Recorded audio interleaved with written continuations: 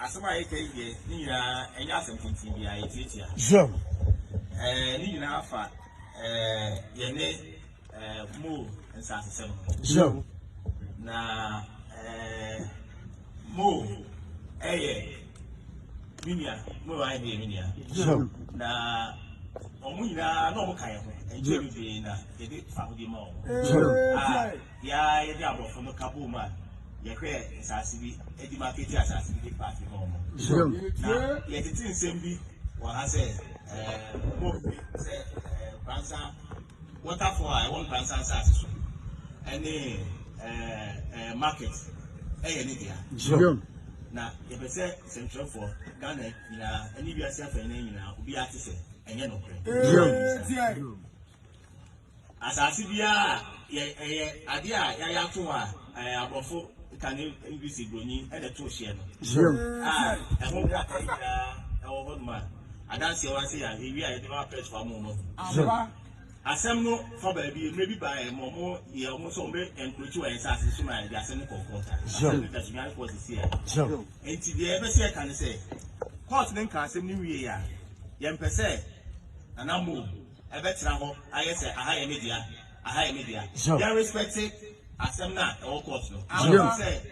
final pronouncement be ba sure afi o why this say na mo say o de obi asi tumpa hena wase amanu di bia bi so I Kintampo sure yen yira so enu say na wuti since 1979 ena o I Kintampo sure amamre kwan so edina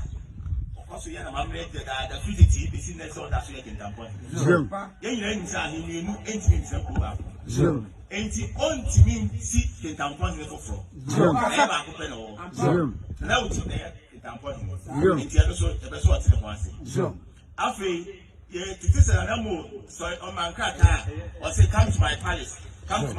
my himfi e wo Kintampo sure the be say e ma de ti ase say oni ahimfi o Kintampo sure na himfi o new longo sure e ho de ye na himfi sure e di ho na himfi o sure enti sa je mani nyina ye nhwe ne ye ne so sure na obi ani ba bi a odi sure na ya transfer biem fit besine sure enya asem we dey kofa tawantawa bi aba ente na wo nyina ase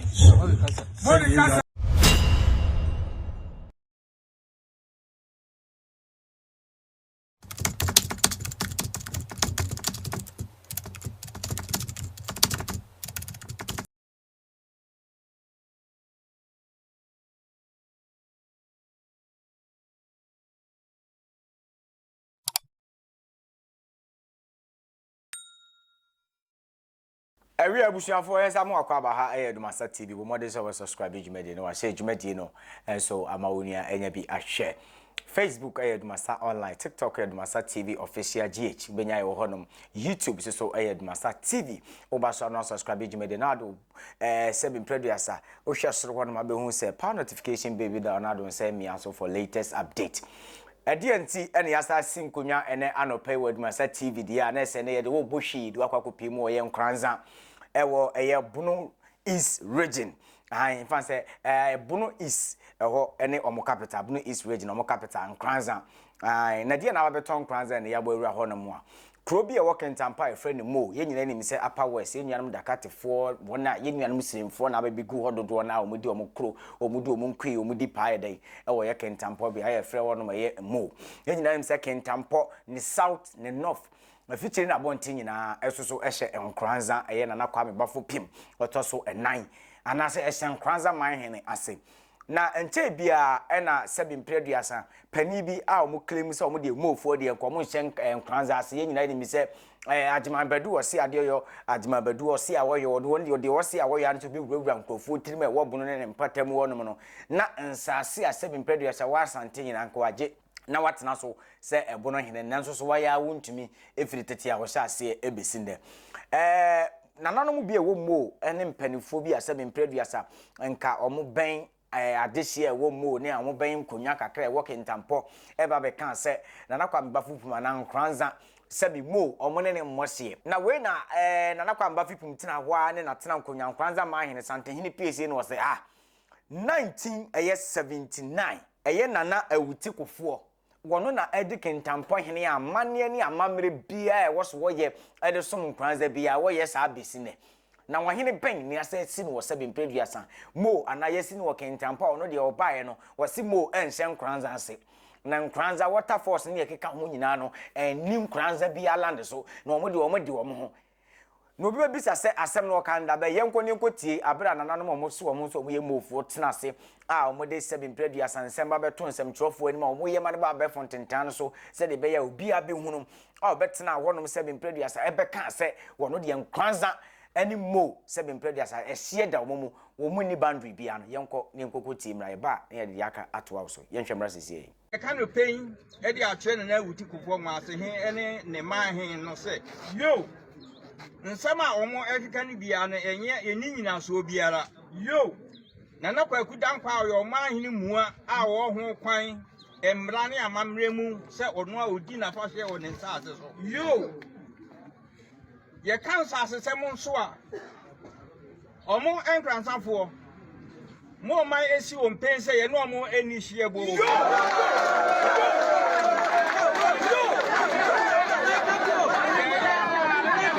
enti wei ena opani ne tena se a o kan ya se de ne wa wonim mabu ne gina chire no obi nim de de wura mu o wa ya de mo pia a ye gina na chi a o kan sa asemi na wei na Nkroanzamanhene na nakwa mbafo motoso eye 9 santehene piesie watena se no wo se hwe na mo munim bra Kintampo hene ba he munim bra se bi mo ba ye na mo kura mo misa mo se Kintampo no efiri hefa na ye hefa ene bebeda honom na Nkroanza no ne hie ne na bontini na fikyire ekoka hene mo hwehwe ne nyina na no na nchen ensamo a mo pepe mu nyina obi beka se da bi kwaku we de wahyeda na woka yenko ne ngote na nakwa mbafo pim Nkroanzamanhene santehene piesie ewo mo nsensem yenko abra wo kire baby a mo koka ene baby a Kintampo koka ene de wo Kintampo manhene ene ebra se bempreduasa mo fancha me wo ye Kintampo hene ene ebra Kintampo hene no eba betena akonya so yenko na nakwa mbafo pim abra wo kasa ne sei ene ode tuja